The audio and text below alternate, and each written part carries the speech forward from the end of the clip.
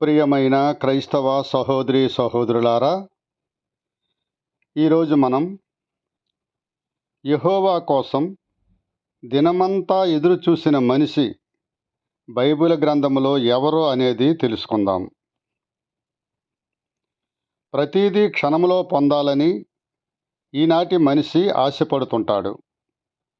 నేడు సాంకేతిక విజ్ఞానం అభివృద్ధి చెందడం వల్ల చాలా పనులు క్షణాల్లో చేయగలుగుతున్నాడు.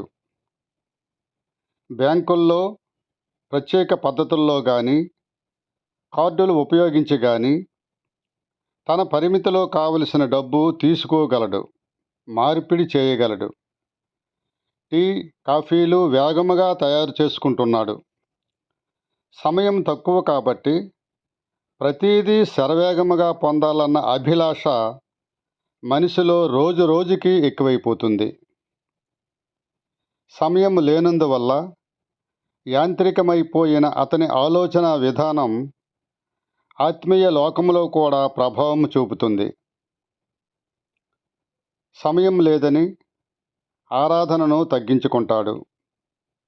తమ వ్యక్తిగత ప్రార్థనలు తగ్గించుకొనడమే కాక సంఘ ప్రార్థనల సమయం తగ్గాలని ఆశించేవారు కూడా అనేకులున్నారు. అత్యున్నతుడైన దేవుడు, సర్వోన్నతుడైన ప్రభువు సేవ చేసేవారును దేవునితో గడపటానికి సమయం చాలదంటూ ప్రార్థించే సమయము తగ్గిస్తుంటారు.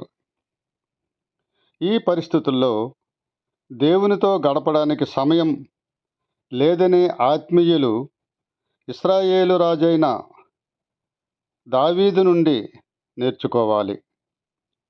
దావీదు దినమంతా దేవుని కోసం కనిపెట్టేవాడు. కీర్తనల గ్రంథము 25వ అధ్యాయం 5వ వాక్యములో మనం చూడగలం.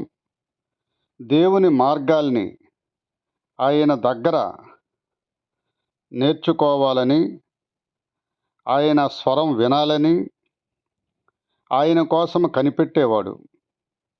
దావీదు తన సమస్త మార్గాల్లో తన్ను రక్షించి నడిపించినది దేవుడే అని విశ్వసించాడు.